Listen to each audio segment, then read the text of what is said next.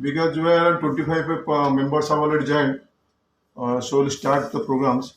So on this evening, I like to welcome all the members who joined us. Especially, I like to welcome our Khajanjan Sahab. He was sick in last month, and he also not well till today. Still, then he has shown his interest to take the subject and the topic of income tax related valuation. So I like to welcome him. I'll also like to welcome our chief guest, but unfortunately he is in flight and he is scheduled to reach in Delhi at about 7 p.m. Still, then he will try to join us.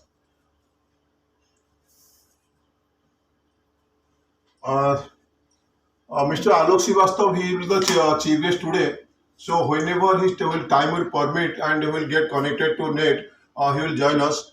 He is in the flight and is scheduled to reach in Delhi by about 7 p.m. He is in charge of Kanpur as well as Delhi. Now I request our chairman Lucknow, Mr. Bhim Singh, to take the formality of introducing our chief guest. Mr. Bhim Singh, chairman Lucknow.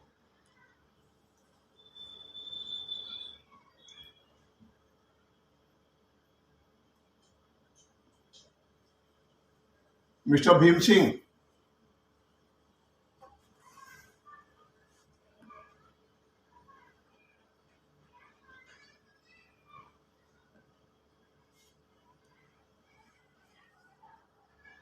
Due to some net problem, he got disconnected.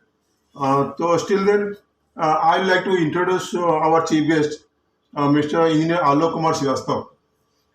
Engineer Alok Kumar Srivastav completed his BE.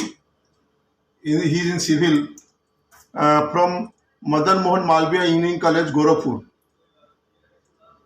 in 1993 and completed his MTech from National Institute of Technology, Kurukshetra in 1995. After that, he joined UP Irrigation for 4 years as assistant engineer. He cleared Indian Engineering Services exam in year 2000 and joined CPWD as AEE and served many places in India like Ghaziabad, Delhi, Dhanbad, Gangtok, Lucknow and other cities. Now he is superintendent engineer and posted as a DVO Kanpur as well as DVO Delhi under Department of Income Tax Government of India. I like to inform you that DVO means District Valuation Officer and DVO Kanpur looks after Uttar Pradesh, then Uttarakhand as well as Bihar and Jharkhand. But Kanpur have a long range. Don't So this DVA means District Valuation Officer. But in this district, we have three states, well, four states: Bihar, Jharkhand, UP as well as Uttarakhand. So he will be joining, most probably he will be joining after 7 p.m. Because he's in flight and scheduled to reach in Delhi around 7. If he will get connected, then of course he will join. But whenever he will come into line, we will restart the programs and we will request him to speak something to us. So now instead of address of chief guest, next we will come forward to our chairman, Institute Engineers Kanpur Local Center, Mr. Vivek Asthana ji, to address to us. Mr. Vivek Asthana sir.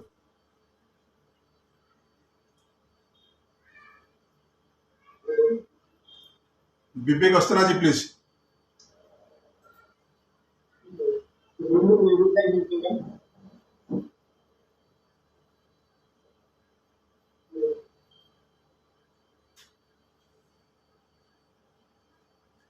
Am I audible? Yes sir, yes sir, yes sir. So good evening everybody. Yes sir. आज तो मैंने expert all India barber association के हमारे chairman साहब हमारे Lucknow chapter के chairman Singh साहब ये हमारे इंजीनियर राजेश कुमार नेता का क्लाइंट उपस्थित आएगा आज रमाकांत यादव था प्लस हमारे सारे वेबिनार में जुड़ने में पार्टिसिपेंट हैं इस इंफॉर्मेटिव हम लोग एक बार फिर से साथ में हैं सबका जो है इसमें स्वागत है ये वेबिनार सारे बार्बर के लिए है बहुत ही क्रिटिकल और इंटरेस्टिंग टॉपिक्स को कवर करके हम लोग एक एक चीज को डिटेल में स्टडी करते हैं, क्योंकि एक संपूर्ण भारत कम्युनिटी के लिए बहुत ही लाभकारी और इंटरेस्टिंग प्रूफ हो रहा है। तो इसके लिए मैं इसके ऑर्गेनाइजर्स को और दास साहब को कॉन्ग्रेचुलेट भी करना चाहूँगा। लास्ट टाइम हम लोगों ने जो टॉपिक किया था ये वैल्यूएशन ऑफ कैपिटल इन्वेस्टमेंट है, कैपिटल गेन्स। इस बार जो टॉपिक लिया हुआ है वैल्यूएशन ऑफ इन्वेस्टमेंट है। तो इस तरह के जो फाइनेंशियल टॉपिक कवर किए जा रहे हैं ये बहुत ही टेक्निकल और क्रिटिकल है। जैसे ये इन्वेस्टमेंट की बात होती है तो इसमें हमारे पास मतलब कुछ स्टैंडर्ड के तहत कुछ मैथडोलॉजीज अवेलेबल है। उस मैथडोलॉजीज के तहत हम लोग जो वैल्यूएशन करते हैं, इवैल्यूएट करते हैं इन्वेस्टमेंट को, उस इन्वेस्टमेंट की वैल्यू कितना जो इसकी मार्केट वैल्यू से या फेयर वैल्यू से कंपेरेबल है, ये एक क्रिटिकल पॉइंट रहता है। जैसे मैं एक एग्जांपल बताऊं, अभी मेरा अपना पर्सनल एक्सपीरियंस है कि कोई घर बनवा रहे हैं, उसमें जो इन्वेस्टमेंट कर रहे हैं वो इन्वेस्टमेंट यूजर स्पेसिफिक है।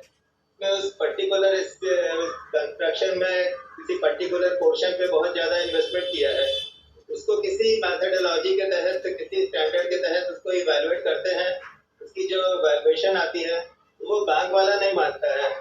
अब डिपेंड करता है कि अगर हमें उस तरह का वो कंज्यूमर मिल जाए कि जो वैल्यूएशन को एक्सेप्ट करते हुए ना उसको ले लें, तो ये सारी क्रिटिकल और टेक्निकल चीज़ें जो है रहती हैं जिसको फेस करनी पड़ती हैं।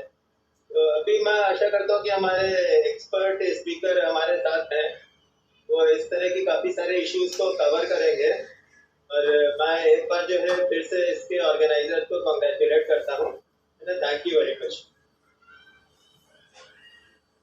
मैं हमारा institutional union secretary engineer Ramakant Yadav से रिक्वेस्ट करूंगा वो खजान चंद साहब का इंट्रोडक्शन करें।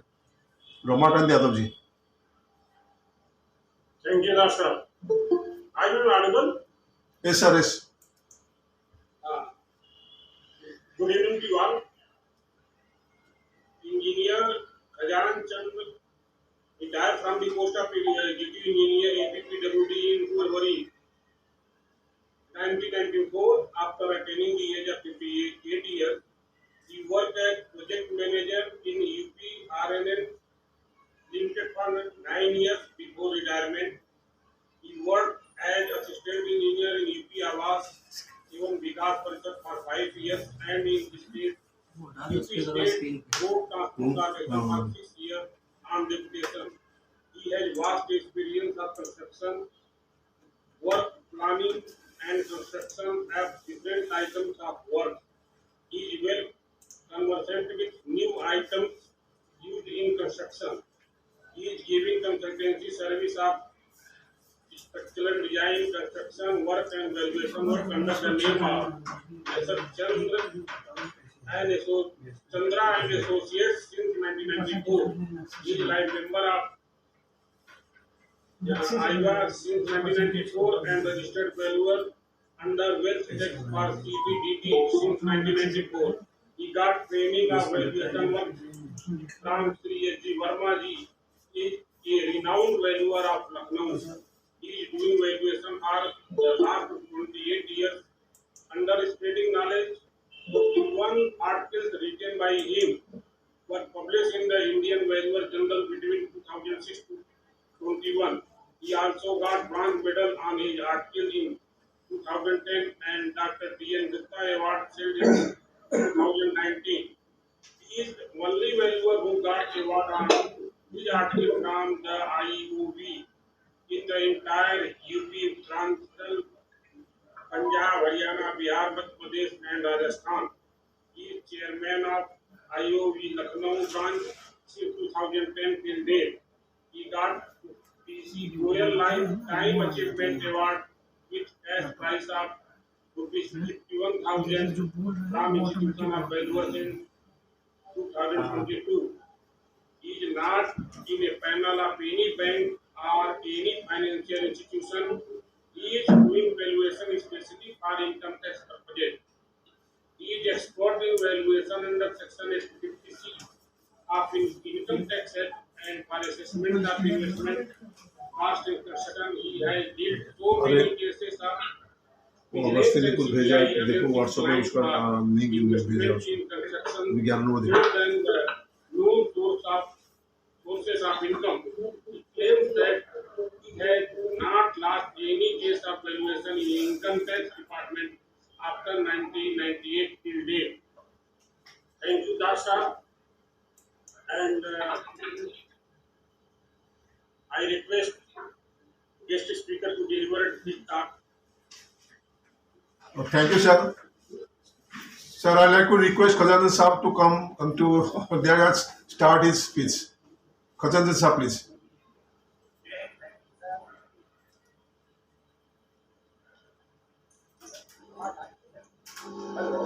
हाँ सर बोलिए। जी सर आ रही है। सर बहुत कम आ रही है। तो सर बहुत कम आवाज आ रही है sir. Not clear at all. क्या?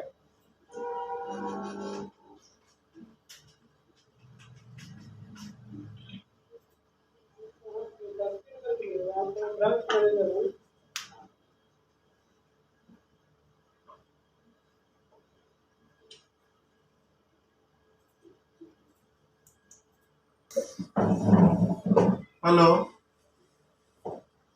मैं चाह रहा हूँ पिछले 6 तारीख को हम लोग जो मीटिंग हुई थी तो उसमें क्या क्या डिस्कशन हुई थी उसके बारे में थोड़ी सी जानकारी आप सब लोगों को दे दो। तो हमारा सबसे पॉइंट मुद्दा था non payment as well as late payment of professional fees.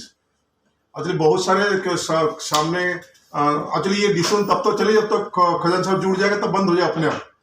तो ये पॉइंट ये थी कि कुछ मेंबर जो है उनको पेमेंट बैंक दे नहीं रही है। उसे 2 वजह जानकारी हो रही, 2 वजह है। एक तो लोन होने के बाद भी ना देना और लोन होने के बावजूद ही ना देना, दोनों चीज डिफरेंस है। तो हमारा कहना है कि लोन होने न होने पे अगर नहीं दे रहे हैं उसके लिए एक सिस्टम हम बनाए कि कम से कम फीस नहीं तो 50% फीस हमको मिल जाए और जो रिपोर्ट हम दें वो रिपोर्ट भी हमको वापस मिल जाए। ये लो कि हमारा रिपोर्ट भी रखे रहे बैंक और हमारा फीस भी मिले ले। तो इसमें जो हम मेंबर को जो हमारा काउंसिल का जो चेयरमैन सेक्रेटरी है और दूसरा स्टेट की जो हमारा सेंटर की जो चेयरमैन सेक्रेटरी है इनको सब मिनट्स ऑफ मीटिंग भेजी जा चुकी है। तो सबको मिली होगी जो हम लोग चेयरमैन सेक्रेटरी है। तो पहला में it was suggested that the valuer should demand letter of engagement from the bankers for any assignment. होता क्या है बैंक काम देने से पहले लेटर ऑफ एंगेजमेंट नहीं देता है, वो बाद में कराता है। तो ये सजेशन आया कि जो आप लेटर ऑफ एंगेजमेंट बैंक से पहले ले लेंगे फिर अगर आपका वैल्यू कम हो तो ज्यादा हो तो बैंक आपको मना नहीं कर पाएगा। नहीं तो क्या होता है कि हम लोग पर कोई प्रूफ नहीं है कि आज वैल्यूअर आपको काम दिया। जो लेटर ऑफ एंगेजमेंट हमारे साथ रहेगा अगर वैल्यू उनका मुताबिक नहीं भी होगा तो भी हम लेटर एंगेजमेंट हमारे पास आते हैं। तो इसलिए हम बैंक ये नहीं कह सकता हमने आपका लेटर लिया ही नहीं रिपोर्ट मतलब। तो इसलिए लेटर ऑफ एंगेजमेंट होना जरूरी। सबसे पहले काम लेने के साथ साथ हम लेटर ऑफ एंगेजमेंट बैंक से ले लें। The payment amount shall also be disclosed in that letter of engagement. तो ये सजेशन ये हम बैंक को अथॉरिटी को लिखेंगे कि जो लेटर ऑफ एंगेजमेंट दें उसमें जो है क्या नाम पेमेंट अमाउंट भी लिखी जाए उसमें। However, headquarters will represent the matter to different banks authority for timely payment or of every assignment given. If non-payment and late payment request come from different centers. तो अगर कोई सेंटर से through mail WhatsApp के जरिए नहीं, अगर mail पे हमें कोई मेंबर रिक्वेस्ट करता है कि हमारा ये बैंक में पेमेंट नहीं मिला उसका डिटेल के साथ विथ प्रूफ, तो हेडक्वार्टर उसको टेकअप करेगा। तो वो बैंक मैनेजर का नाम नंबर दे देगा और हमको मेल से अगर मिल जाए कि हमारा पिछले साल भर से 6 महीने से ये पेमेंट लटका पड़ा हुआ है तो हम हेडक्वार्टर तरफ से हम उसी बैंक को हो या एजीएम को आरएम को जो भी हो जो कंसर्न अथॉरिटी होगा उनको हम हेडक्वार्टर तरफ से उनको हम लेटर इशू करेंगे। नंबर 2 पॉइंट हमारा था valuers doing the job in different cities. It was discussed and agreed that a valuer is free to do any assignment in any part of the nation. मतलब कि valuer अपने काम करने के लिए थ्रू आउट इंडिया उसके authority है, हम मना नहीं करेंगे उसके लिए। अगर मैं कानपुर में बैठा हूँ, मैं अगर चाहूँ दिल्ली में काम करने की कहीं उड़ीसा काम मना कोई नहीं कर सकता, ना आश्वासन करेगा ना कोई वैल्यूअर करेगा। लेकिन subjected condition keep the valuer do personal visit. अगर मेरे पास उतना सक्षम है, मैं कानपुर के साथ साथ 10 जिले जाके 10 जिले को 10 स्टेट जाके वैल्यूएशन कर सकता हूं, तो मैं करूंगा। अगर if the valuer do personal visit, the valuer should not get the valuation done from their employee in other district। तो ये देखी जा रही है कि एक जिले का वैल्यूअर दूसरे जिले में अपना लड़के भेज के काम करवा रहे हैं, उसको हम नहीं इंटरेस्ट देंगे कि वो उनको हम कहेंगे वो ना काम करें।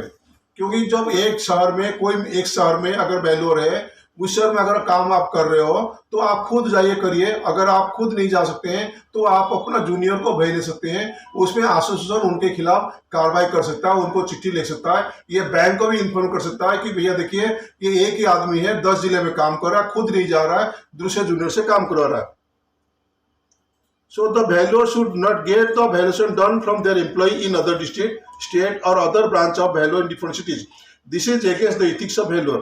It has been advised to discourage such practice and suitable actions have been advised to be taken against such valuers is reported by the center.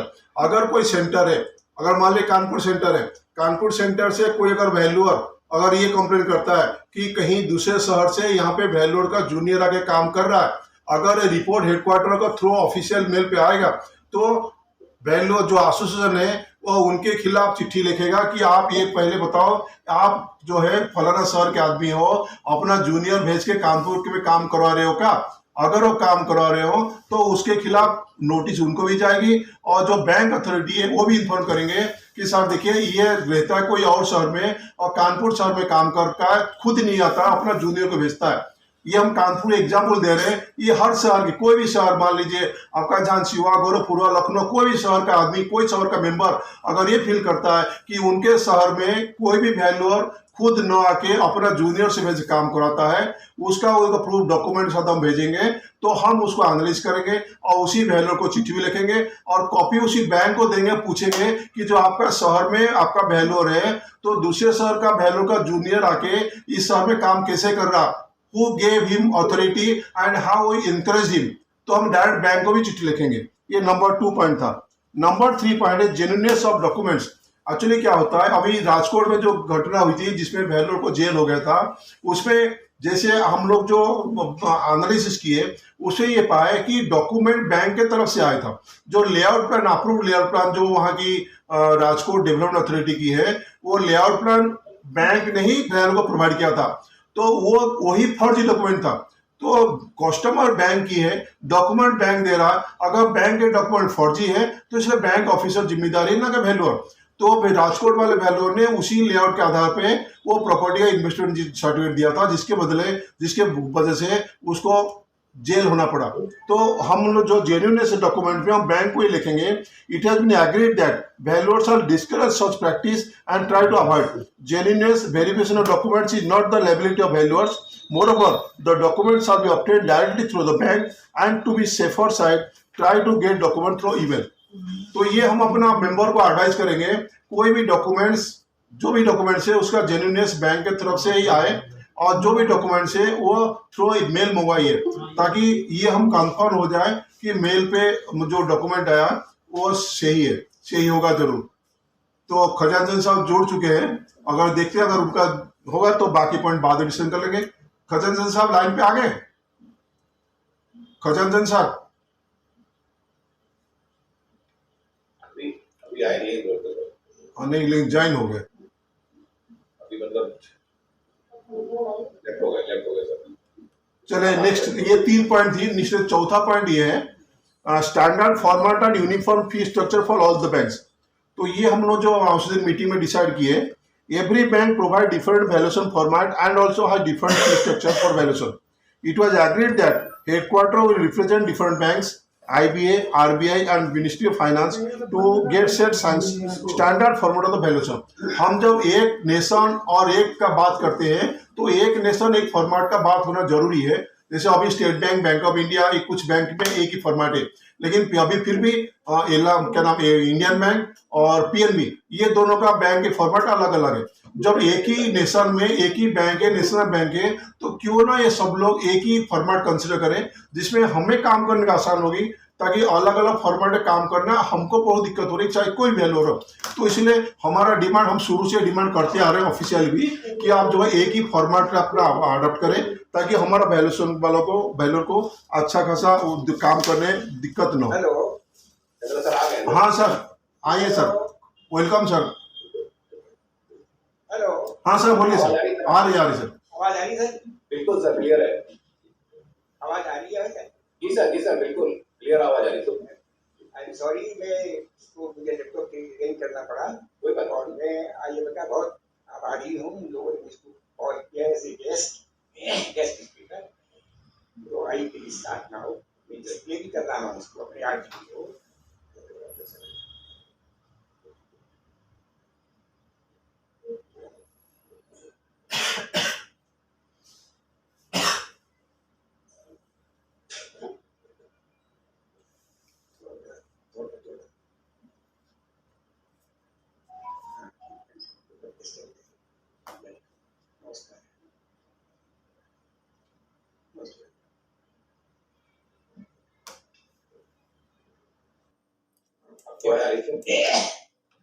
Introduction.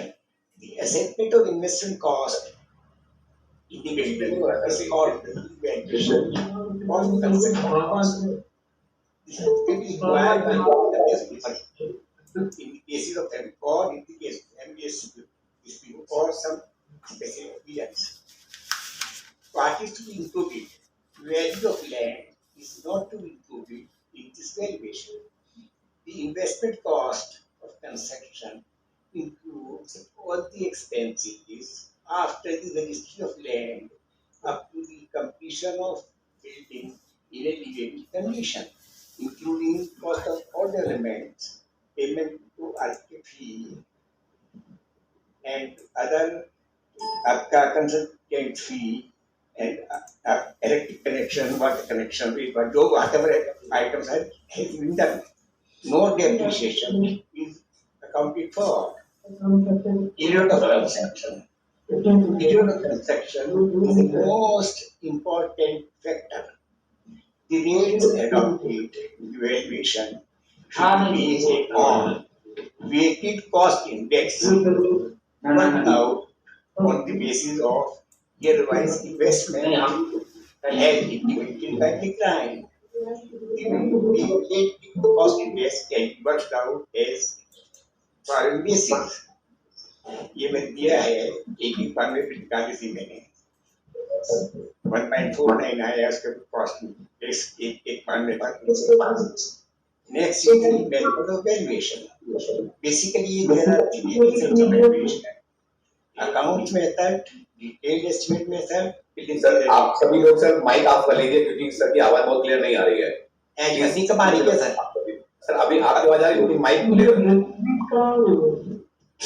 एक सेकंड राजीव बेटा सुनो, आयुष डिस्प्ले नहीं हो रहा है सर आपका। एक सेकंड सर, आयुष बेटा,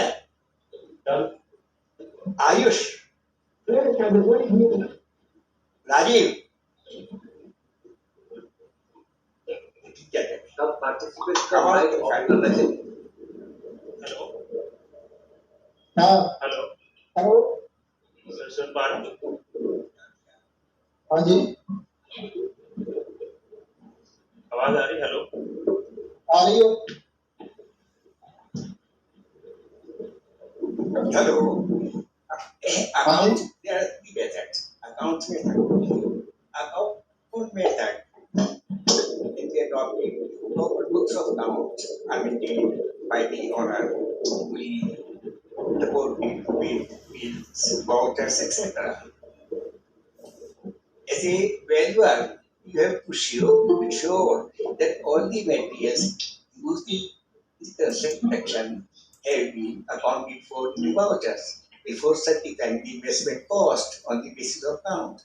For certifying the value, you will have to work out the details of materials required as per work done and shown in the books. The rates of materials as per voucher should also be properly checked, and rates are market rates or under clause. Generally, the account prepared are not accepted by the income tax department on the plea one place or the other. In one place, the accounts were maintained 100% correctly, and copy of all the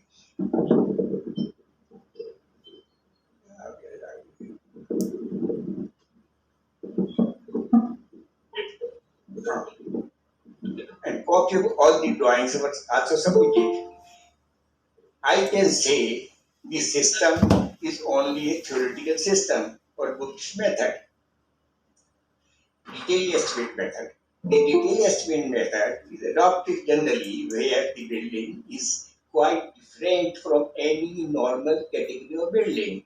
This system is very cumbersome and sometimes consuming as well as requiring extreme care for detailing of hidden items like foundations, structural items. Income tax department do not accept this item too, but sometimes it becomes necessary to follow the system, the theoretic method.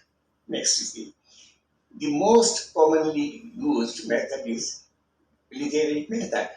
The PNC rates specified for particular class of building nearest to specification of the building under valuation are adopted. For variation in specification, the cost is calculated separately for deviated items. Basically, PNC rates are sanctioned by the chief engineers of the department for the purpose of preparing estimate much before the execution of work for obtaining administrative approval. The details of so many items are not prepared at that time. Therefore, provision of some items and development items are added on percentage basis in the estimate. The valuer preferably should use CPWD in rate for the valuation. Valuation Head of Income Tax Department adopts CPWD rates, and these rates are updated for indexed. But in season of course, some developers prepare valuation by adopting state periodic rates.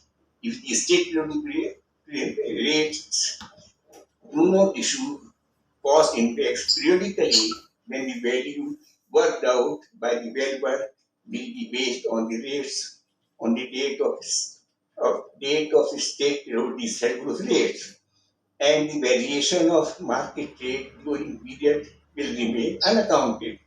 Market rates fluctuate daily. As such, consideration of variation of cost index is very important factor which should not be ignored. Selection of class for building. The India rates are sanctioned for office building, hospital building, college building, school building, hostel residences. But there are no rates for shops, godowns, as made mostly in transport mega shopping complexes, factory buildings, which are mostly partly finished and lesser joinery. It's very difficult to choose the class of building for in so many cases, but choose the class of building nearest to the building under valuation. Deviation. After selection of class of building, it is very necessary that the valuer should be very conversant with the specification on which the rates of that class of building are fixed.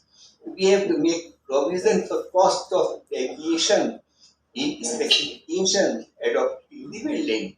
Then admissible specification on which the rates are based. This is very important.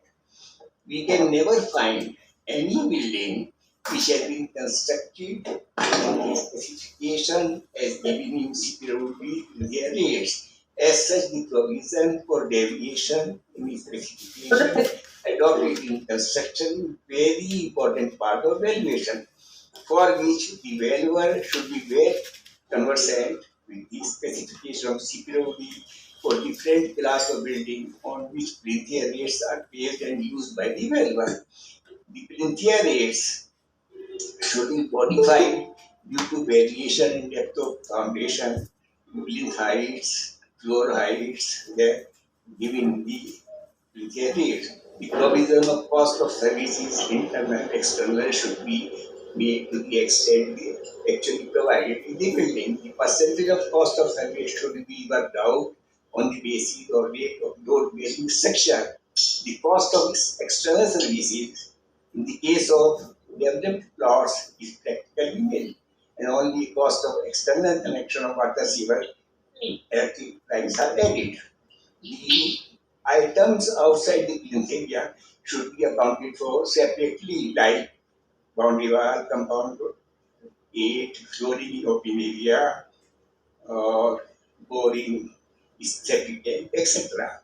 The items executed in the building but not covered in PPR rate should be accounted for separately, like geysers, bathtubs, bath panel, electric chimney, etc. The cost of parapet of normal height of and cost of overhead tank of normal capacity is included in the PPR rates. As such, only additional cost be added, if any. The amount towards builder's effort should also be added, as well as towards the sanction of municipal drawing, architect fee, consultation fee, etc. Cost of underground tank should be worked out on the basis of analysis of rates and added to the investment cost.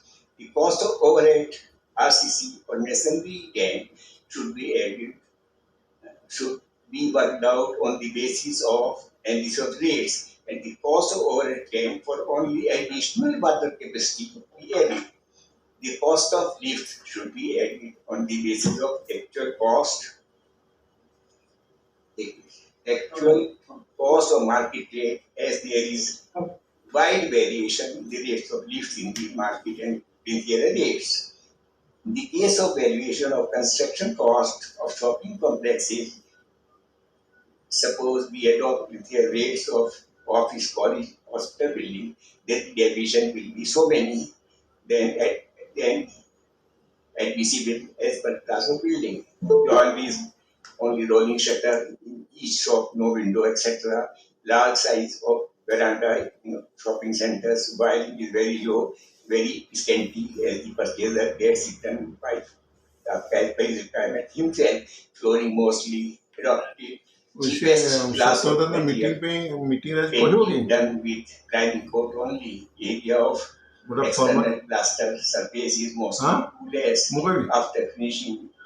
But practically, I mean to say, we should ठीक है account for all these variations. हाँ In the case of valuation हाँ of residential building, adopting India rates of type 5 residence, ठीक then the variation can be as under as class of building.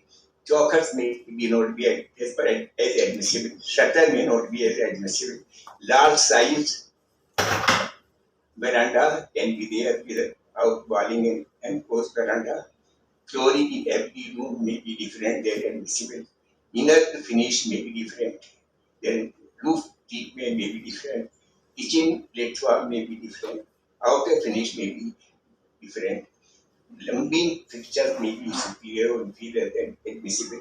Electrical, there are so many items. All the items can be where there will be variation. So I mean to say, we should be very cautious adopting these things. As regards cost indexing, for driving cost of index is proportionate cost of materials and labor as per CWD दिया 2021 को दिया है मैंने नीचे पूरा दे रखा है उनका वेरिएशन इस प्रकार से the cost indexes are declared by chief engineer regularly as on the first April and first October. Other donor chief engineers are supposed to issue cost indexes regularly for the different places in their zones. In the cost indexes, you will find increase as well as decrease also. When other zonal chief engineers CWD do not issue regular cost indexes, you may take the help of the cost indexes. After the introduction of GST, in place of several taxes in the country from July 2017, the rates of all the factory items are same at all locations in the country. If mode of transport transportation is not special. The non-factory made items are only aggregate, sand, and bricks, which are local items, and their contribution is only 17.5%. Besides that, labor contribution is 20%. You may consider above factors for accounting cost index of your place. If necessary, reduction for construction of self-supervision if the construction of the building has not been done by contractor and executed by the owner, the materials and labor directly under supervision. A suitable reduction can be given on the value of construction cost arrived by adopting rates or detailed estimate method, but no reduction is to be done if account method has been adopted. The reduction for self-supervision can be paid 50 minus 2.5%. नमस्ते, तुम्हारा खोज खबर नहीं, क्या बात है यार? On तुम्हारा खोज खबर नहीं है। then this year should be 15 minus 5 to 10%. We have rates adopted on equals to 15% profit. The case of rates adopted to 10%. नहीं, मेन जब मंदिर के तो हमसे बात करना चाहिए ना। अभी कहाँ पे हो? Respectively, मंदिर जब पंडित से बात करो। every valuer should keep his own data bank. One should not change his version from जैसे अंदर घुसते हो तो दाहिने हाथ में नवग्रह का मूर्तियां रखी हुई है extra item should be kept by him. ऊपर पंखे वो दीवार पे He should keep ये नवग्रह मूर्तियां वहां होगी ऊपर, जहाँ पे भगवान जी का, जहाँ पे वो रेलिंग लगा हुआ है ना अंदर जाने के लिए, उसी के ऊपर एक जो कबोर्ड टाइप का बना के उसी में भगवान जी को रखनी है नवग्रह। He should account for each and every item in the valuation. हाँ हाँ He हाँ। should also prepare तो अभी मूर्तियां साइज देख लो, ज्यादा ऊंची करने की जरूरत नहीं है, वो देख के अभी पंडित से और जो आरती खत्म हो जाए हमसे बात कर लेना। set of security or even by your client, the valuer should be able हाँ ठीक to है। substantiate नहीं, गेट अभी बनाने की कोई जरूरत नहीं है, क्योंकि वो पॉलिश होना है, पॉलिश जो होगा तो गेट खुलेगी। और जो पॉलिश होगा उस टाइम गेट खोलना, तो पॉलिश होगा फिर लगाना, अभी नहीं कुछ करना गेट में। हाँ सर, जो आवाज आ गया।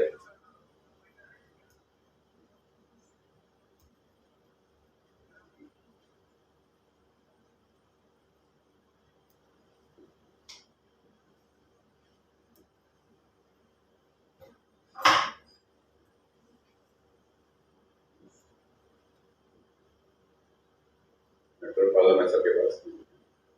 क्या हुआ? नेटवर्क प्रॉब्लम है सर, नेटवर्क।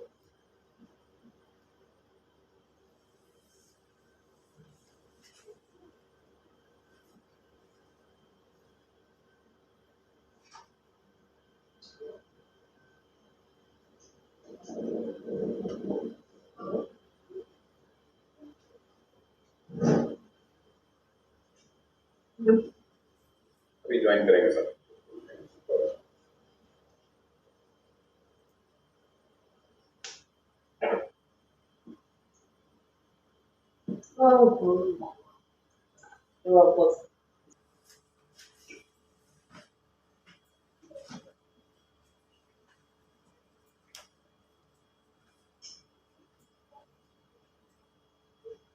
हेलो। हाँ सर, आपकी आवाज क्लियर आ रही है, कंटिन्यू करें प्लीज सर।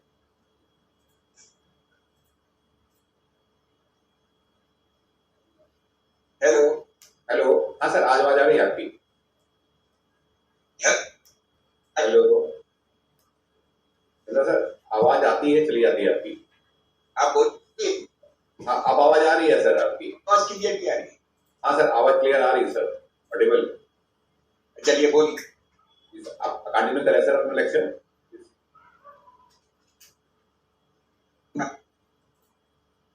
कुछ नेटवर्क की प्रॉब्लम है सर कहीं ना कहीं, क्योंकि वो आवाज आ रही जा रही है आपकी सर।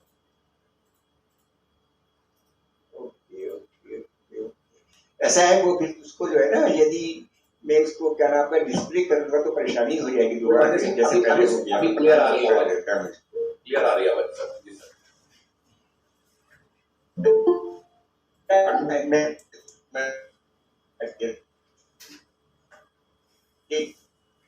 हम लोग को जो रेट्स लगाए उसके अंदर हमको वेटेड कॉस्ट इंडेक्स मतलब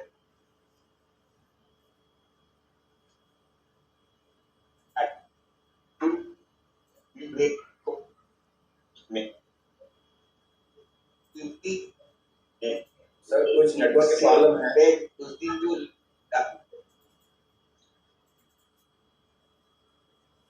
हेलो हाँ सर, नेटवर्क की प्रॉब्लम है। अभी प्रॉब्लम आवाज सर जाती आती है सर। अब मैंने दूसरा लैपटॉप लगा दिया, अभी ठीक आ रही है सर, इस समय ठीक आ रही है। मतलब इस समय ठीक आ रही है। तो हाँ, मैं सर। इसे मैं दोबारा बोल देता हूँ, खास खास पाई बोल देता जी हूँ। सर, जी सर। देखिए जो वैल्यूअर है, वैल्यूअर को आपका इन्वेस्टमेंट कॉस्ट निकालने के लिए बहुत कुछ मतलब काफी डिटेल्ड मेजरमेंट लेनी पड़ती है, डिटेल स्पेसिफिकेशन नोट करनी पड़ती है, सब कुछ उसको काफी काम साइड पर करना होता है। इसके बाद में पहली बात ये क्या क्या चीज इंक्लूडेड है आपका वैल्यूएशन में। लैंड लेने के बाद में every cost is to be included in the आपका investment cost up to the livable condition of building. ठीक है सर, आवाज आई कि नहीं आई? आवाज आ रही बिल्कुल आ रही है। Clear sir, clear. अच्छा, फिर रहा नेक्स्ट आता है आपका पीरियड ऑफ कंस्ट्रक्शन। जिस दिन पीरियड काम शुरू किया उस दिन जो रेट्स लागू थे, जैसे कि CPWD के 4 बार एक 2001 आपका 92 में आए थे, उसके बाद 2007 में आए, फिर 2012 में आए, फिर 2021 में आए तो 19-20 में थी, लेकिन वो उस समय उन्होंने DSR नहीं इशू किया था, इसलिए उनको लगाने में परेशानी होती है। तो हम लोग जो है या तो 92 के रेट लगाते हैं, या फिर 2007 के लगाते हैं, या 2010-12 के लगाते हैं, या 2021 के लगाते हैं। जिस दिन काम शुरू किया उसके बाद जो भी रेट लागू था उसको लगाते हैं, और उस पर कॉस्ट इंडेक्स देते हैं। और कॉस्ट इंडेक्स जो है और जो कॉस्ट इंडेक्स है, कॉस्ट इंडेक्स होता है weighted cost index on the base, मतलब क्योंकि जिस दिन काम शुरू किया उस दिन का इंडेक्स कुछ अलग होगा, और जब तक पूरा किया हमने 23 साल में या 1 साल में, तो हर साल इंडेक्स बदलता है। तो इसलिए हमको सारा वेटेड कॉस्ट इंडेक्स निकाल करके ही उसका इंडेक्स लगाना चाहिए। फिर मैंने बोला था कि मेथड्स 3 हैं, अकाउंट मेथड है, डिटेल एस्टिमेट मेथड है, थियरी मेथड है। अकाउंट मेथड भी यूज करने का कोई फायदा नहीं है, क्योंकि मोस्टली आपका यूजुअली तो डायरेक्ट ही है मोस्ट नहीं। और बोलो, देखो सुनो, बोलो। इसको एक काम करो, should be used by the valuer very कौन से cautiously। निकाला? उसके अंदर मेन चीज ये होती है क्रेडिट के अंदर कि जब आप उसको ये अडॉप्ट कर रहे हैं तो ये सोचें कि किस क्लास को बिल्डिंग की लेंगे। जैसे तकनीकी बिल्डिंग तो इसको सब मेंबर को मेल ना करो। रेट बेस है, लेकिन आपको ईमेल कर इतना ही। इसको कम से कम मैं इसको स्कैन कर दिखा दूंगा, सबके 2 मेल के इसको भी भेज दूंगा। करना चाहिए। हाँ? और कितने डेविएशंस हैं उन सबको यहाँ से। आपको अलग से अकाउंट फॉर कर लेना इसलिए चाहिए। बोलिए। अगर अकाउंट फॉर नहीं यूट्यूब करेंगे तो आप कमर्शियल हाँ? डेविएशन इज मेल वेरी पे वेरी नहीं आया। Important part. मेल पिक करना, मान लो भेजना, एक किताब से काट के लगा। We can never find any building which is as per CPWD, किसी को भेज। सबको ऑल इंडिया में specification सबको मेल करो। on which CPWD various are based। तो हमें Heading है, बड़ा certainly लिखा है।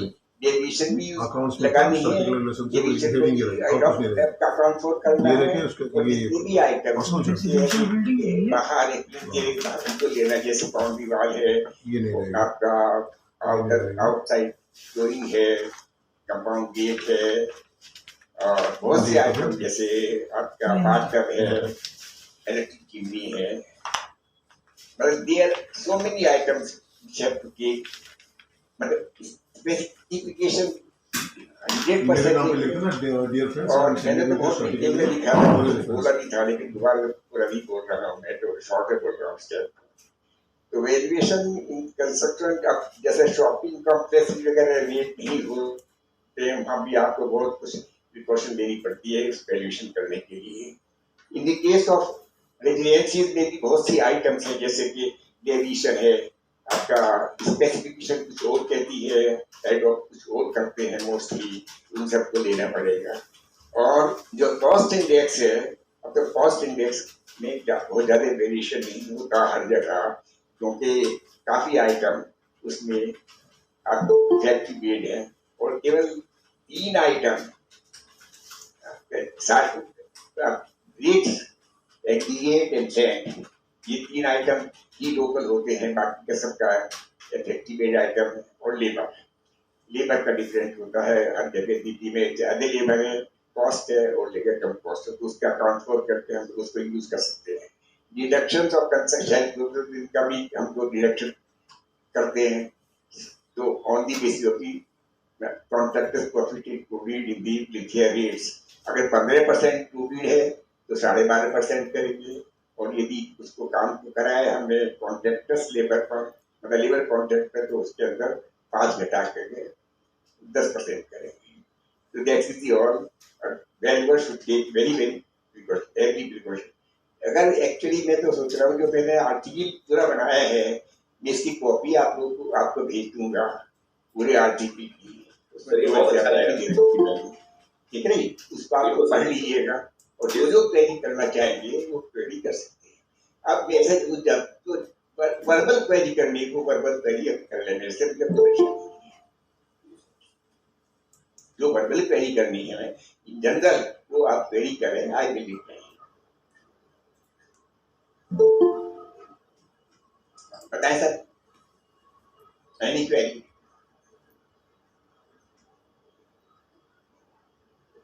हेलो, हाँ जी बोलिए जी, एनी क्वेश्चन?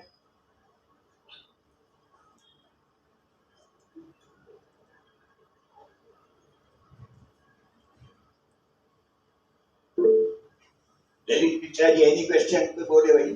नो सर, आपने बहुत क्लियर समझाया सबको, और मेरे हिसाब से काफी हद तक समझ में आया, और जो एडिशनल आइटम लेने हैं, क्या क्या लेना है, आपने काफी क्लियर किया सर।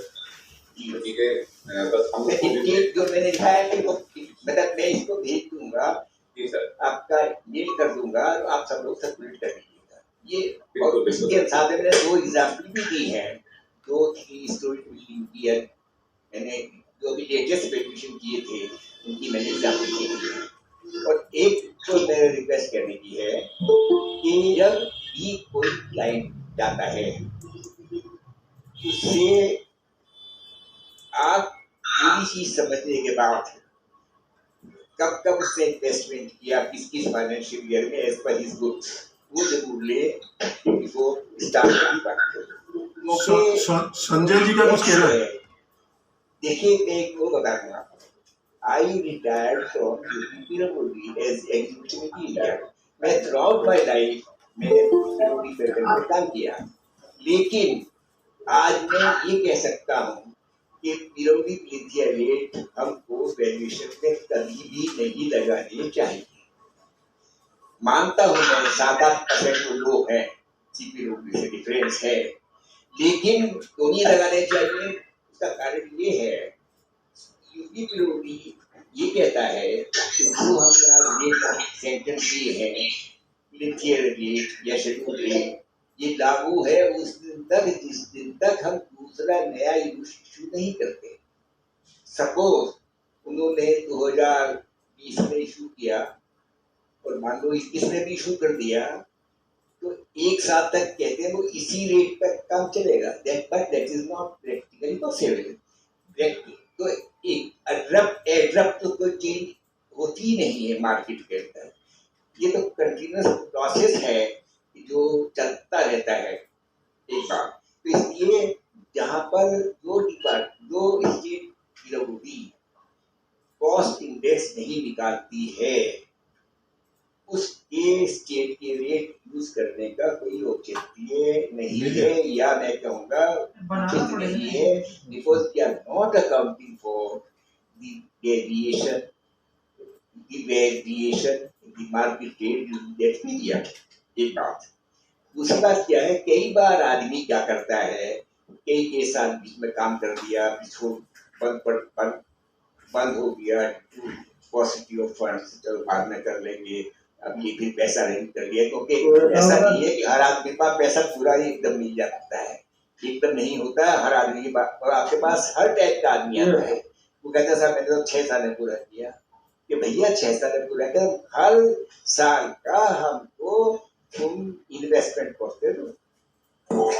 जो मैंने इसमें फॉर्मूला दिया है निकालने के लिए, उस फार्मूला जब लगाएंगे तो आप आसानी से उसका वेटेड कॉस्ट इंडेक्स निकाल लेंगे।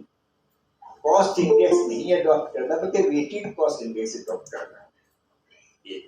दूसरा क्या है, आज मैं वो बताना चाहता हूँ, मान लो आप रेजिडेंस की बात करें, जो टाइप 5 रेजिडेंस की स्पेसिफिकेशन 1992 में थे, वो 2007 में नहीं थे। जो 7 में थे वो 2010 में नहीं थे, जो 10 में थे 2021 में नहीं है। तो आपको हर मतलब 4 पृथ्वी की बात कर रहा हूँ बेसिक लोगी के, ये चारों केसेस में पृथ्वी रेट्स को आपको बहुत एनालाइज करना पड़ेगा। क्या होता है, जैसे मैं एक एग्जाम्पल दे रहा हूँ आपको,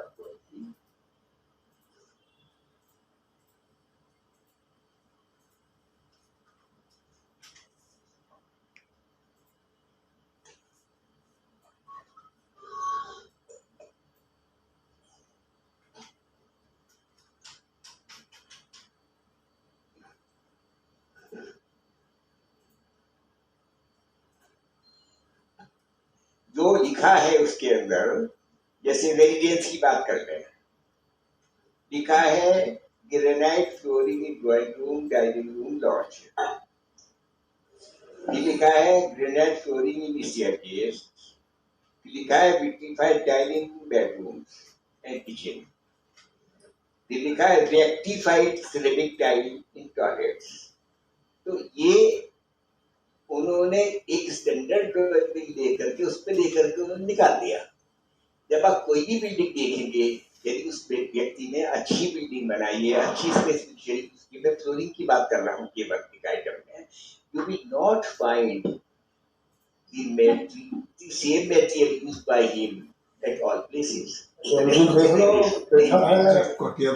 तो आपको बेसिकली नॉट पॉसिबल, बेसिकली आपको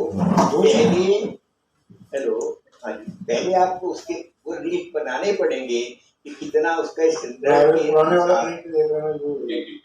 और पहले क्या था, 2000 आप आते 1992 की 50% cement flooring, 50% Mosaic flooring in ordinary cement. ये आपने 92 की स्पेसिफिकेशन से कुछ कर रखा है, और 2021 की बात करेंगे तो कहाँ चलेगा। इसलिए मैं कहना चाहता हूँ कि एक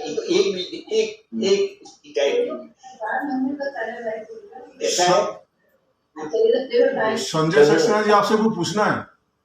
संजय सक्सेना जी, सर मैं ये पूछ रहा था, हाँ वेरिएशन है, एक्सक्यूज मी सर, ये इंडस्ट्रियल बिल्डिंग्स में कैसे हम लोग एनालाइज करेंगे रेट्स को?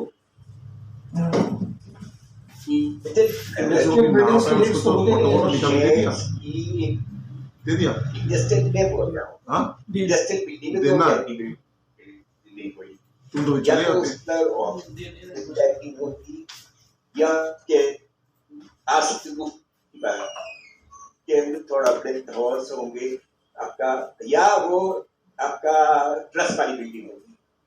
ट्रस्ट वाली बिल्डिंग के लिए उन्होंने गोडाउन्स के एक बार रेट निकाले थे, 2019 में सीपीओडी में आए हैं। सीपीओडी के रेट 2019 में गोडाउन के भी आए हैं, और यूपी तो वो तो आपको देखिए हमारा मतलब तो ये कंप्रेस वेरिएशन है, इसके अंदर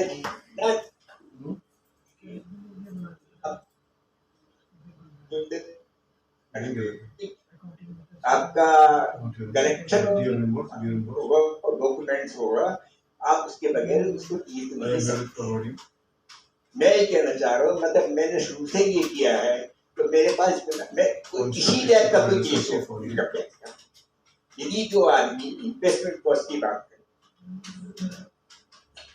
या तो वो आदमी जो हमको केस लेकर के आएगा, या तो वो हम बता देंगे इन्वेस्टमेंट बता रहे हो, ये आप कम बता रहे हो, और प्रूव कर देंगे उस आदमी को वाउचर में कि तुमने ये आइटम शो किया है, और यदि उसका सारा अकाउंट शो कर रखा है तो उसकी वैल्यूएशन हम कर देंगे, तो वो सर्टिफिकेट भी कोई आदमी काट नहीं पाएगा। बात क्या है कि इतना वे this is the most difficult work for valuer to assess the investment cost valuation. अब और कुछ है सर? एक वो बताऊं सर मैं आपको, अब इसी से देखिए क्या है, जो शटरिंग का आइटम है, शटरिंग का आइटम यूजुअली जो कंस्ट्रक्शन में भी काम कराते हैं वेल्डर्स, या जो हमारे उनको पता होगा क्या रेट चल रहा है बाजार के अंदर, और ऐसे दो आइटम दे रहे होंगे, शटरिंग एंड आरएमसी। आरएमसी आपका 5500 रुपया, 6000 रुपया, 6500 रुपया, 7000 रुपये में जनरली मीटर हो जाती। जब सिक्योरिटी के पृथ्वी रेट की बात करें, जो उसमें लोग उसके बेस्ड है, वो दिया बेस्ड देयर इज आपका उनका रेट 10,000 रुपये आरएमसी का, आपने पेमेंट किया 6500 रुपया। तो यदि आपने मतलब आपका मीन्स यदि क्लाइंट में सारे वाउचर्स हैं, तो उसके अंदर कॉन्ट्रैक्टर को लगाने के बाद में आपका जीएसटी लगा, तो जीएसटी लगाने के बाद में हम वेरिएशन होगा, वेरिएशन से ले लेंगे, डिडक्शन ले लेंगे, and income tax department has to give it. देखिए, हम कोई चीज यदि प्रूव नहीं कर सकते उन पेपर, तो we should not claim it. जी, अब बताएं सर, जैसे शटरिंग की बात, शटरिंग में नहीं कर पा रहे हैं, क्योंकि शटरिंग तो मैं जो करा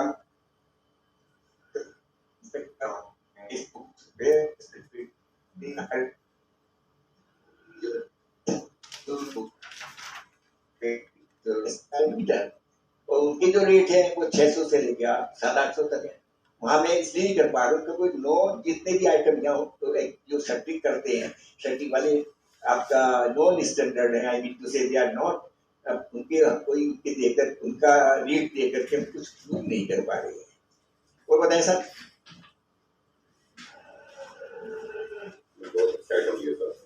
जी, तो मैं इसको तो आपका उनको भेज दूंगा, दास साहब को भेज देगा, वो ही सर्कुलेट करनी पड़ेगी।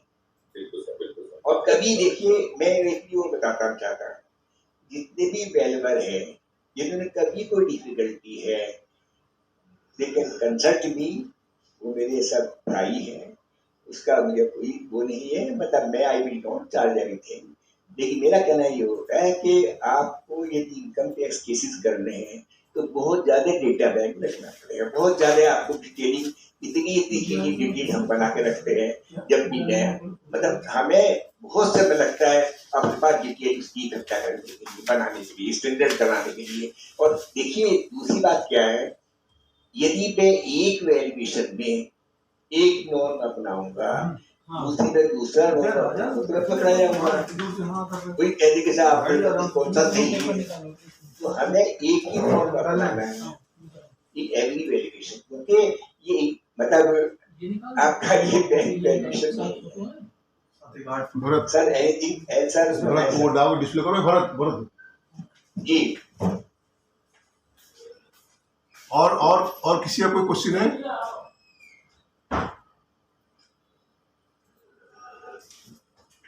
मेरे सर ख्याल में सर और सर सक्सेस कुछ कह रहे पूछ रहे? नहीं सर, सर मेरे ख्याल और किसी का कोई क्वेश्चन नहीं है, thank you sir, thank you. तो आपको बहुत बहुत धन्यवाद देते हैं। एक्चुअली हम कन्वेनर के लिए हमने सोचा था कि खजान साहब सब सीनियर स्पीकर है, सीनियर मेंबर, तो सीनियर एक ढूंढ रहे थे कि कन्वेनर बनने के लिए, लेकिन कल तक कोई पलट के आए नहीं, तो इसलिए हम ही कोई जिम्मेदारी निभाना पड़ रहा है। तो मैं आपको Actually, देखिए मेरी कंक्लूजन मजबूरी क्या है, जी सर मैं आईओबी का चेयरमैन हूँ। जी मैं आईओबी का मतलब जो मैं एज ए गेस्ट में मुझे कहीं भी बुला सकते हैं, मतलब मैं जाना नहीं चाहता क्योंकि 87 years अरे सर सबके सामने आप हमको मुंह न खुलवाइए। हमने आपको कितना रिक्वेस्ट किया था लखनऊ वालों बस में बैठ के कानपुर आ जाइए, आपने आया सबके सामने। मेरी मजबूरी समझ लीजिएगा। लेकिन आप तो वहाँ सब गुवाहाटी चले गए। दिल्ली चलेगा तो सर। हाँ दिल्ली टेक्निकल मुझसे कहीं कुछ करा लीजिए, कोई सेमिनार मैं I can talk on that, I can give papers on that, लेकिन मैं जनरली मतलब दिल्ली भी नहीं जाता हूँ कहीं भी, मतलब मोस्ट मैं नहीं करता हूँ। Thank you sir, thank you sir. हम कंक्लूड करना चाहेंगे। नहीं मैं आपका सब बहुत आभारी हूँ, you have called me for. अभी सर हमारे जनरल सेक्रेटरी हमारे जॉइंट सेक्रेटरी साहब को वोट ऑफ थैंक देंगे। हम इस स्पीच को कंक्लूड ही करना चाहेंगे थोड़ी सी आपके बताने के लिए। तो मेरा कहना है कि साहब ने तो बहुत चीज बताई। हमारा कहना कोई जरूर नहीं कि हम बाइंडिंग नहीं है, हम यूपीडब्ल्यूडी रेट और सीपीडब्ल्यू रेट किसी को फॉलो करें, क्योंकि स्पेसिफिकेशन का नेचर अलग अलग है। उनका टाइप 1 से टाइप 5 तो क्वार्टर से उसी हिसाब से नेचर कॉस्ट होता नहीं। हम जो प्रॉपर्टी का वैल्यूएशन निकाल रहे इनकम टैक्स पर्पस के लिए, उसका नेचर कॉस्टेशन और भी हो सकती है। तो क्योंकि इनकम टैक्स डिपार्टमेंट में हमें पैसा भी अच्छा खासा मिलता है, अगर हम उसको डिटेल एस्टिमेट हम खुद मतलब वर्कआउट करें तो उसमें प्रॉपरली एग्जैक्ट एनालाइज कर सकते हैं उसका investment estimate cost of construction कितना है। क्योंकि हम पीडब्ल्यूडी का रेट पे असूम करना कोई जरूर नहीं है। मतलब हमें कोई प्रॉपर्टी कोई क्लाइंट है उसको इन्वेस्टमेंट हम दिखानी है तो हम उसको डिटेल एस्टिमेट निकाल सकते हैं, और each and individual material cost हमको जानकारी हो, रेट जानकारी हो, तो हम उसको इन्वेस्टमेंट कॉस्ट ऑफ कॉस्ट आराम से उनको दे सकते हैं। हमारे से प्रूफ होना चाहिए कि हम जो दे रहे हैं वो सही है। क्लीन थ्योरी मेथड एक सबसे शॉर्टकट मेथड है जो कम समय हो जाती है, लेकिन सबसे अच्छा मेथड जो डिटेल एस्टिमेट है उसे टाइम जरूर लगता है, लेकिन क्योंकि कस्टमर हमें पैसा भी अच्छा देता है तो इसीलिए हम डिटेल एस्टिमेट मेथड पे ही जाना चाहिए। एक छोटी सी आपको एक स्टैटिस्टिकल फार्मूला मैं आपको पेश करना चाह रहा हूँ। मैं अभी इस पे डिस्प्ले भी दिखा रहा हूँ। हम सभी मेंबर को हमने जो है भेज दिया वो मेल पे भी, तो इस पे जरा प्रैक्टिस करिए। Should I speak on the side? Sir एक मिनट सर।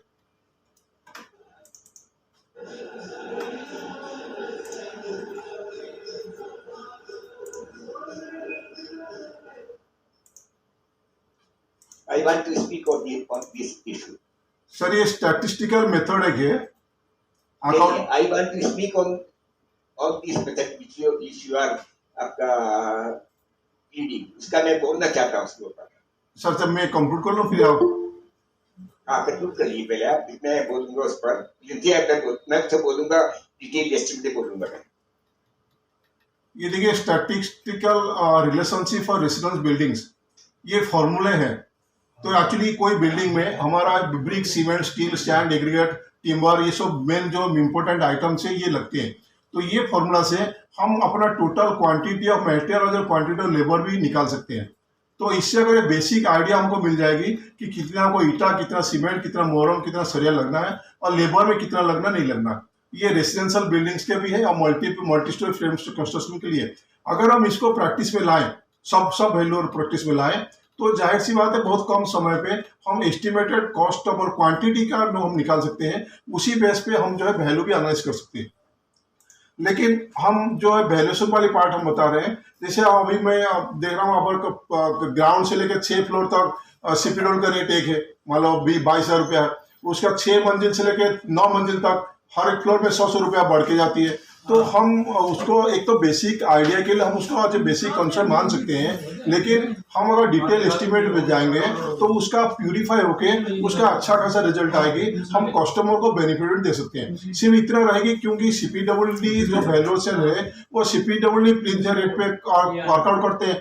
अगर हम चाहे तो अगर हमें पास टाइम है, हम अपना टाइम स्पेयर करना चाहते हैं, हम डिटेल एस्टिमेट निकाल के और मटेरियल का रेट निकाल के हम estimated cost of construction workout कर सकते हैं और उसको कोई चैलेंज भी नहीं कर सकता। और उसके लिए ये बेहतरीन आपका एक फॉर्मूला, टेबुलर फॉर्मूला, ये साइंटिफिक 100% प्रूफ फॉर्मूला है। हमने सभी मेंबर को इसको मेल भी कर दिया हूँ, अभी जस्ट मेल किया हूँ, तो वो अपना मेल चेक कर ले और इसमें एक बार कोई भी 200 मीटर का बिल्डिंग का एक बार एनालिसिस कर ले। करके मैं उम्मीद करता हूँ ये जरूर कहीं ना कहीं बहुत आसान मेथड होगी आपको क्वांटिटी ऑफ मेटेरियल्स निकालने के लिए, और ऑन द अदर एंड उससे वजह से आप अपना वैल्यू ऑफ कंस्ट्रक्शन निकाल सकते हैं। Thank you. मैं इसी में साथ कंक्लूड करना चाहता हूँ। मेरे लिए खजान चंद साहब कुछ कहना चाह रहे हैं, तो प्लीज खजान साहब आप बताइए कुछ क्या कहना चाह रहे हैं। सर ऐसे है, आपको जो वैल्यूएशन यदि आपने डिटेल्ड एस्टिमेट मेथड से किया, या जो फार्मूला आपने अभी पेश किया है उस पर किया, वो फार्मूला, पहली बात तो करो डिटेल एस्टिमेट की पहले बता दो। यदि आपने आइटम वाइज मेजरमेंट करके, सुन लीजिएगा मेरी बात, सुन लेना है। यदि आप पूरा जैसे ड्राइंग दे करके क्वांटिटीज निकाल करके रेट लगा करके शेड्यूल रेट लगा करके निकालेंगे तो वो एक्सेप्ट हो जाएगा। इस बात की गारंटी कोई नहीं है आपके पास। क्यों नहीं है? क्योंकि किसी के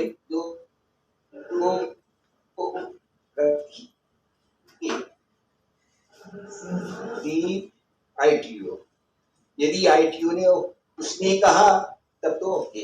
यदि ITO को जरा सा भी कुछ लगा, he will send to the valuation cell, and valuation cell don't have any time to see your items, to see your estimate. तो मास्टर हो इसीलिए दान देगा। Go and will calculate on the basis of their calculate method.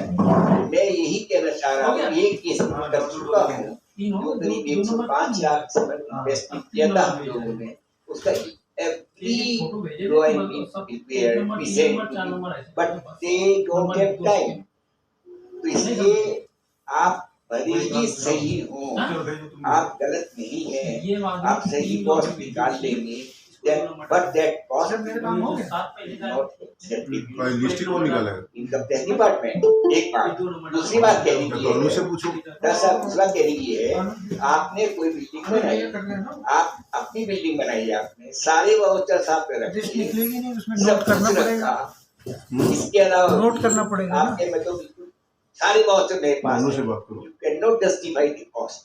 You can never justify the cost until unless it is certified by the registered member and acceptable to the income tax department. Income tax department के who accept that is the valuation officer और DBO, वो उनके पास न समय है ना आपका कितना टाइम लगाना पाएंगे, वो अपना वही सिस्टम से करेंगे जिस सिस्टम करके चले आए, तो आपकी मेहनत बेकार। ये पूछना था सर हमारे में वो ऑप्शन ही नहीं आ रहा और? है जो पहले आता था ना, कोई ऑप्शन नहीं। मैं बात कर रहा हूँ आपको, पर आपका जी। मतलब थैंक यू। इनकम तो आप 28 साल तक के लिए और किसका कुछ कानपुर नगर की जो बिल्डिंग्स है, एक सेकंड सर, जो कानपुर नगर की बिल्डिंग्स है वहाँ पर क्या होता है, मैंने गोडाउन बनाया है, दूसरे बनाया है, सब में बेसमेंट बना होता है। अभी जब बेसमेंट सब में बना ही है तो हमारे पास उसमें आज आपका रिटेनिंग पार्ट करो तो ऊपर ही खत्म हो गया, तो सिग्निफिकेंट पार्ट दैट जो बेसमेंट होता है वो है मेरे जान आपका कल दे देंगे हम। इसमें कानपुर नगर में ये तो सुबह रहे हो ना, ऐसा होता है जो ऑलरेडी बिल्डिंग साल जो आकर के मिला हुआ है एक्सेप्टिंग वन वाला जो रिटेनिंग पार्ट होती है, कुछ नहीं, हम कुछ भी करके भेजें। हमको तो एक फार्मूला ही निकालना है और के रेट को अडॉप्ट करते इस प्रकार से उसके अंदर डेविएशन ले सकते हैं। ठीक सर, थैंक यू सर। और कोई क्वेश्चन तो नहीं है? और किसी का कोई? Thank you sir.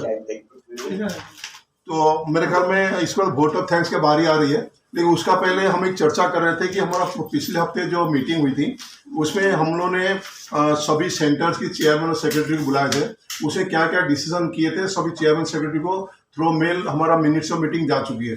तो उसमें हम लोग बैंक अथॉरिटी को हम चिट्ठी लेके कार्रवाई करने के लिए लिखेंगे, मतलब अगले हफ्ते एक चिट्ठी चली जाएगी, क्योंकि हम शुरू से डिसीजन कर रहे थे, कुछ लोग नहीं आए थे।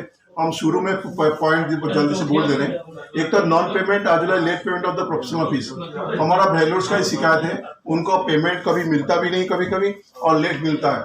उस केस में हम लोग तय करी, अगर उन्होंने थ्रू मेल पे हमको भेजे प्रॉपर डिटेल कि हाँ कोई बैंक में आपका पेमेंट फंसा हुआ है और बैंक नहीं दे रहा। अभी तो अब कल हमारी किसी से बात हो रही थी तो उन्होंने कहा भैया हमारे मैनेजर कह रहे हैं अगर हम पैसा नहीं दो तुम क्या कर लो जाके। यहाँ तक कि मैनेजर इतना नीचे उठ गया रहे, मतलब हम ऑफिशियल उसको नहीं कह सकते हैं, लेकिन उन्होंने कल हमको ये चीज बताई। तो इसलिए अगर जब पर ऐसा है तो अगर एसोसिएशन चाहे कुछ कर सकता है। अगर कोई मेंबर हमें चिट्ठी लिख के दे दे ये मैनेजर जो है हमें पैसा नहीं दे रहा है, बदले ये कह रहा है, तो हम उससे एसोसिएशन तरफ से उसको लेटर लेकर पूछ सकते हैं कि भैया आपने जो कहा सही कहा कि ये चीज क्वेश्चन ये आपने कहा नहीं कहा, अगर कहा तो क्यों कहा, तो हम उसको चिट्ठी लेके तो हायर अथॉरिटी को लिख देंगे। तो उसमें क्या होगी, हमारा मेंबर जो वैल्यूर्स हमारा मेंबर, हम अपना मेंबर की बात कर रहे हैं, बाकी वैल्यूर्स मतलब नहीं है। हमारा मेंबर का अगर कहीं कोई पेमेंट फंस रहा हो तो वो एसोसिएशन को लेटर मेल पे भेज सकते हैं विद सपोर्टिव डॉक्यूमेंट। तो उनका मैनेजर का कॉन्टैक्ट नंबर जो भी कंसर्न होते हैं कॉन्टैक्ट नंबर मेल आईडी देके, ताकि हम जो है उनको क्वेश्चन कर सकते हैं। Number 2, valuers doing the job in different cities. तो ये भी एक बड़ी सीरियस पॉइंट जो हम लोग डिसीजन हुआ, तो इसमें देखी गई, उसमें ये हम लोग डिसाइड किया कि कोई भी वैल्यूअर इंडिया में कोई कोने में वैल्यूएशन काम कर तो सकता है, लेकिन जब खुद जाएगा तो ये नहीं कि आप रह के हो रहे हैं और अपना जूनियर को भेज के दूसरे शहर के वैल्यूएशन कर रहे हैं। इसको हम लोग एथिक्स के खिलाफ मानते हैं और ऐसे वैल्यूअर के खिलाफ हम उनको भी छुट्टी नोटिस करेंगे और बैंक ऑफिसर को भी लेटर लिख देंगे कि आप जो यहाँ पे अवेलेबिलिटी ऑफ वैल्यूअर्स है, आप क्यों दूसरे जगह पे वो दैट टू नॉट वैल्यूअर का जूनियर जिनको कुछ आता नहीं उनको अपने काम कैसे दे रहे हैं। तो ये भी हम लोगों ने कमिटी में डिसाइड किया कि जेन्युइननेस ऑफ डॉक्यूमेंट में एक्चुअली सब ये बार बार हम लोग ऑब्जर्व कर रहे हैं, बैंक के फॉर्मेट में पूछी जा रही है कि जो अप्रूव्ड बिल्डिंग प्लान आई है what is the proof that genuinity of that. तो जेन्युइनिटी प्रूफ करना हमारा जिम्मेदारी नहीं होगी। सजेशन तो बहुत सारा है कि अगर हमारा जेन्युइननेस प्रूफ करेंगे तो हमको उसका फीस अलग से दे, और फीस देंगे हम जाकर डेफिनेट थ्रू उसका जेन्युइननेस प्रूफ करेंगे। नहीं तो genuine proof of the genuineness हमारा पार्ट नहीं है, क्योंकि जो बैंक जो कस्टमर को लोन देता है वो कस्टमर बैंक की है, हमारा नहीं है। तो जो बैंक को कस्टमर को लोन बैंक देता है तो इसका मतलब बैंक के आदमी हो गया, उनका जो भी डॉक्यूमेंट जो देता है वो जेन्युइननेस है। तो बैंक के थ्रू मेल हमारे पास डॉक्यूमेंट्स आए उसको हम एंटरटेन करेंगे, नहीं तो नहीं करेंगे। नेक्स्ट स्टैंडर्ड फॉर्मेट, इसको हम लोग रिप्रेजेंट कर रहे हैं, क्योंकि एक नेशन है तो एक नेशन एक बैंक के फॉर्मेट होना चाहिए। अभी तो इस पॉलिसी में बैंक ऑफ इंडिया भी आ गया, पहले बैंक ऑफ इंडिया फॉर्मेट अलग था, लेकिन वो स्टेट बैंक का फॉर्मेट है, बाकी बैंक हो गए। अभी सिर्फ इंडियन बैंक और पीएनबी ये दोनों बैंक ऐसे हैं जो उनका अपने अपने फॉर्मेट में चल रहे हैं। उसके हम लोगों ने हेड को मतलब हम लोगों ने आईबीआई को चिट्ठी भी लिखी है और उसको रिमाइंडर भी भेजेंगे। तो एक स्टैंडर्ड यूनिफॉर्म फॉर्मेट होने से हमें ये फायदा होगी कि जो वैल्यूअर काम कर रहे हैं उनको काम करने का, उनको कंप्यूटर, उनको हर चीज वर्किंग में इफिशियंसी बढ़ेगी, ताकि अलग अलग फॉर्मेट पे काम करने हम लोग वो दिक्कत हो रही है। एक सजेशन आई थी कि हम लोग को बैंक के लिए हड़ताल करें, स्ट्राइक करें, पेन ड्राउन स्ट्राइक करें। तो उसमें डिसीजन तो बड़ी जोर शोर से हुई, लेकिन इसका कुछ रिजल्ट निकल के सामने नहीं आया। तो ये हुआ कि जो छोटे शहर में उसमें तो ये चीज़ संभव होता हो, लेकिन बड़े शहर जैसे दिल्ली एनसीआर वगैरह में, क्योंकि वहाँ काम करने वाले ज़्यादा है, इसलिए वहाँ पे हो सकता है ये संभव न हो। तो हम लोग कहना था कि अगर कोई चीज़ संभव नहीं होगी, अगर हम आगे करेंगे तो उसमें हमारा कमजोरी कड़ी बन जाएगी। तो जब हम निश्चित करेंगे कि हम हर जगह पे ये सक्सेस हो जाएगा, हम एक दिन का हड़ताल करेंगे तो थ्रू आउट इंडिया का दिल्ली एनसीआर में हो जाएगी तो ठीक है। लेकिन जो बड़े शहर में होगा, ये शायद लोगों का कहना है बड़े शहर में ये हड़ताल थोड़ी संभव नहीं होगी। तो इसलिए ये पॉइंट पे हम लोगों ने आगे अगला मीटिंग में डिसीजन करने के लिए रखा है। तो इसके फाइनल हम लोगों ने कुछ नहीं कर पाया। ये 5 मुद्दे हम लोग डिसीजन किए थे, 5 और 4 मुद्दे हम फाइनल हुए। ये चारों के बारे में हम लोग बहुत जल्दी बैंक को चिट्ठी लिखेंगे। तो ये हमारा मीटिंग की थी, जो हम लोग जो मिनट्स ऑफ मीटिंग जो चेयरमैन सेक्रेटरी हमारे दूसरे सेंटर्स की उनको भी भेजी गई है और काउंसिल मेंबर को भी भेजी गई है, ताकि अपना रिकॉर्ड रहे। इसका जो कार्रवाई है तुरंत हम लोग इसी अगले हफ्ते में इसको हम अथॉरिटी को इसके बारे में चिट्ठी लिखने जा रहे हैं। अच्छा, एक छोटी सी सूचना है, अगले इसी महीने 17 तारीख को भुवनेश्वर में एक हम लोग मीटिंग कर रहे हैं और जिसमें मैं भी रहूँगा। तो कानपुर भुवनेश्वर सेंटर की ओडिशा सेंटर जो चेयरमैन साहब है वो मिस्टर पंडा है, वो अभी ज्वाइन तो किए थे, लेकिन उनका जो लीगल क्या कहते हैं नेट प्रॉब्लम से वो बाहर हो गए। तो वो उन्होंने रिक्वेस्ट करी है आप लोगों से, अगर आप लोग मतलब जो उड़ीसा के हैं वो तो सबको इन्वाइट ही है ही, अगर आप लोग कोई भी 17 तारीख को शाम को अगर भुवनेश्वर में हो तो आप भी इन्वाइटेड हो, क्योंकि आई भाई एक ही फैमिली है चाहे कोई भी स्टेट हो। तो इसलिए आप कोई भी आदमी, कोई भी वैल्यूअर मेंबर हमारा अगर भुवनेश्वर में 17 तारीख को है तो मेरे ख्याल 5:30 बजे मीटिंग है, तो कोई भी बेंगलोर हमारा दूसरे शहर का क्यों ना हो, अगर भुवनेश्वर में है तो भुवनेश्वर में मीटिंग में आप लोग स्वागत है। ये हमारा तरफ से नहीं है, हमारा कानपुर जो भुवनेश्वर सेंटर की चेयरमैन सेक्रेटरी दोनों तरफ से है। और उन्होंने खेद व्यक्त किया कि उन्होंने नेट नहीं वजह से वो डिस्कनेक्ट हो गए, इसलिए आपको माफ़ी चाहते हुए हमें फ़ोन करके बताया गया कि आप जो है आप लोगों को सबको इनवाइट करो। मैं भी 17 तारीख को वहाँ रहूँगा मीटिंग में। धन्यवाद। और अगर किसी को कुछ कहना है कोई प्रॉब्लम के बारे में तो भी कह सकते हैं, ताकि हम मतलब वाइंड अप करने से पूर्व में तो आपका पॉइंट ही नोट कर लें।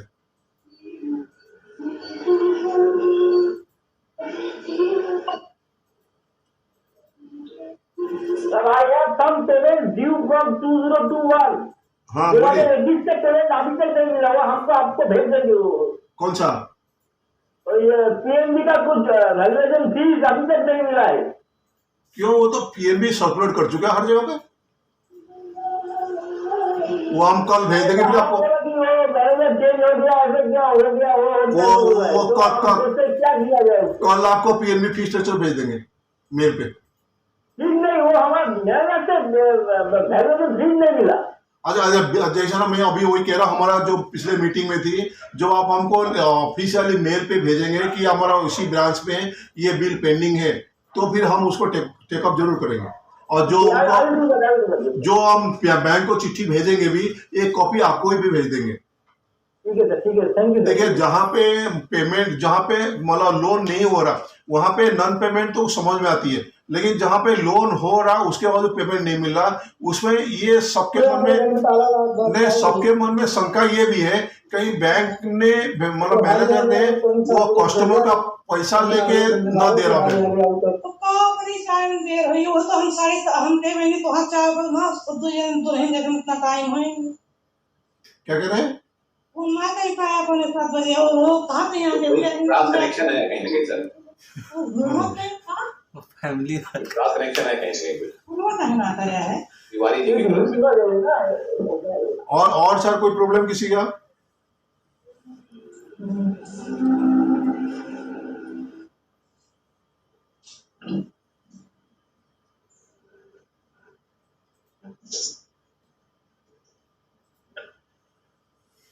अच्छा, और एक चीज मैं कह दूं आपको, मेल पे भी चिट्ठी जाएगा। 17 जून को हमारा फाउंडेशन डे है, तो उसमें कानपुर में हम लोग अपना मीटिंग रख रहे हैं। तो कानपुर सेंटर का मीटिंग 1 घंटा पहले होगी, उसका काउंसिल का मीटिंग मतलब काउंसिल का एजीएम का मीटिंग उसके बाद होगी, और to be ended with dinner. तो ये लेटर सबको मेल पे मेरे ख्याल 2-4 दिन बाद भेज दी जाएगी। तो फिर भी हम आपको आज के प्रोग्राम के माध्यम से सबको इन्वाइट करूँगा। अगर जो आना चाहे आप सब लोग इन्वाइटेड है, तो आप ज्वाइन कर सकते हैं। HBTI में डायरेक्टर ऑफ इंडस्ट्री की कॉन्फ्रेंस हॉल में मीटिंग होगी, क्योंकि लेक्चर वाला कुछ होगी नहीं, तो उनका सिस्टम अच्छा है, मतलब 50 लोगों का बैठने का जुगाड़ भी है, और सबके आगे माइक भी रखी हुई है, तो कहीं उठ के कहीं जाना नहीं पड़ेगा। तो 50 आदमी एक साथ हॉल में बैठे हैं, सबके सामने माइक सिस्टम है, अपना माइक ऑन करो, जो कुछ बोलना बोल लो। तो ये जो है क्या नाम HBTI कैंपस के अंदर कंपनी में चौराहे के पास सेंट्रल बैंक के नज़दीक है, डायरेक्टर ऑफ इंडस्ट्री का ऑफिस है। तो वहाँ पे हम लोग बैठेंगे 17 तारीख को शाम को। और इस संबंध में हमारा सेक्रेटरी साहब आपको चिट्ठी मेल भी करेंगे, क्योंकि आज हम बैठे इसलिए आपको जस्ट बता दे रहा हूँ। तो और कुछ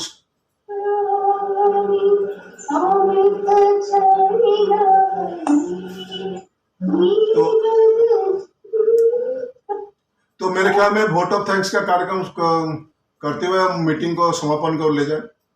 Lalit thank you sir, thank you sir, thank you sir, thank you sir. नहीं, अभी वोट ऑफ थैंक्स हमारे जॉइंट सेक्रेटरी ललित सर सबसे पहले मैं अपने चीफ गेस्ट खजान चंदा सर का धन्यवाद देता हूं कि सर वो इतने सीनियर मोस्ट वैल्यूअर हैं, और उन्होंने जो है आईबा की मीटिंग ज्वाइन करके हम लोगों को जो है मार्गदर्शन किया कि कैपिटल गेम्स में जो भी किस तरीके से हम लोग को सॉल्व करना है, किस तरीके केस जो है जो हमारे क्वेरी आती है उसको सॉल्व करना है। सर थैंक यू सर, आपके द्वारा बताए हुए सभी और हम लोग उसको फॉलो भी करेंगे अपने रिपोर्ट्स में। आज तो कुछ होगी नहीं, कर लिया। इसके बाद मैं अपने प्रेसिडेंट एस दास जी का धन्यवाद करता हूँ कि मीटिंग खत्म हो गई, कन्वेयर की भी भूमिका निभाई, और थैंक यू सर। और आईबा के सभी मेंबर्स जो इस मीटिंग में शामिल हुए हैं उनको बहुत बहुत धन्यवाद कि उन्होंने समय निकाल करके वो आए और उन्होंने मीटिंग को सफल बनाया। धन्यवाद sir, thank you sir, Thank you, sir. Good night to all. Good night. Good night Right. Good night